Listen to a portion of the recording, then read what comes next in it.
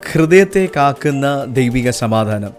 എന്നാൽ സകല ബുദ്ധിയും കവിയുന്ന ദൈവിക സമാധാനം നിങ്ങളുടെ ഹൃദയങ്ങളെയും നിലവുകളെയും ക്രിസ്തുയേശുവെങ്കിൽ കാക്കും. ഫിലിപ്പിയർക്ക് എഴുതിയ ലേഖനം 4-ാം അധ്യായം 7-ാം വാക്യം.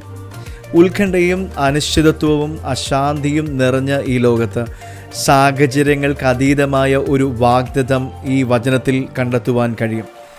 ദൈവത്തിൻ്റെ സമാധാനം. ഈ സമാധാനം പ്രശ്നരഹിതമായ ഒരു ജീവിതത്തിൽ നിന്ന് വരുന്ന ദുർബലമായ ഒരു ശാന്തതയല്ല, മറിച്ച് ക്രിസ്തുവിലുള്ള വിശ്വാസത്തിൽ നിന്ന് ഉത്ഭവിക്കുന്ന അമാനുഷികമായ ഒരു ശാന്തതയെക്കുറിച്ചാണ്. കാത്തുകൊള്ളും എന്ന വാക്കിൻ്റെ ഗ്രീക്ക് അർത്ഥം ഒരു സൈനികനെ പോലെ കാവൽ നിൽക്കുക എന്നും അർത്ഥമുണ്ട്. ദൈവത്തിൻ്റെ സമാധാനം നമ്മെ ശാന്തമാക്കുക മാത്രമല്ല ചെയ്യുന്നത്, അത് നമ്മുടെ ഹൃദയങ്ങളെയും മനസ്സുകളെയും കാക്കുന്നു. അത് ഭയം, സംശയം, നിരാശ എന്നിവയിൽ നിന്ന് നമ്മെ സംരക്ഷിക്കുന്നു. ഈ സമാധാനം നമുക്ക് സാഹചര്യങ്ങളിൽ നിന്ന് തോന്നുന്നതിനെയോ അതിൽ നിന്ന് മനസ്സിലാക്കുന്നതിനെയോ അടിസ്ഥാനമാക്കിയുള്ളതല്ല, മറിച്ച് ദൈവത്തിൻ്റെ സാമീപ്യത്തെ അടിസ്ഥാനമാക്കിയുള്ളതാണ്. നാം നമ്മുടെ ആശങ്കകൾ പ്രാർത്ഥനയിൽ സമർപ്പിക്കുമ്പോൾ ദൈവിക സമാധാനം നമ്മുടെ ചിന്തകൾക്കും വികാരങ്ങൾക്കും ചുറ്റും ഒരു സംരക്ഷണ ഭിത്തിയായി മാറുന്നു. യെശയ്യാ പ്രവാചകന്റെ പുസ്തകം 26-ാം അധ്യായം 3-ാം വാക്യത്തിൽ, സ്ഥിരമാനസൻ നിന്നിൽ ആശ്രയം വെച്ചിരിക്കൊണ്ട് നീ അവനെ പൂർണ്ണ സമാധാനത്തിൽ കാക്കുന്നു.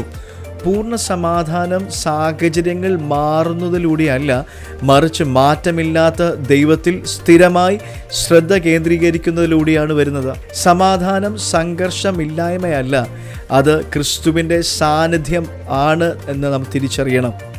ദൈവസമാധാനം യുക്തിക്കും അപ്പുറമാണ്.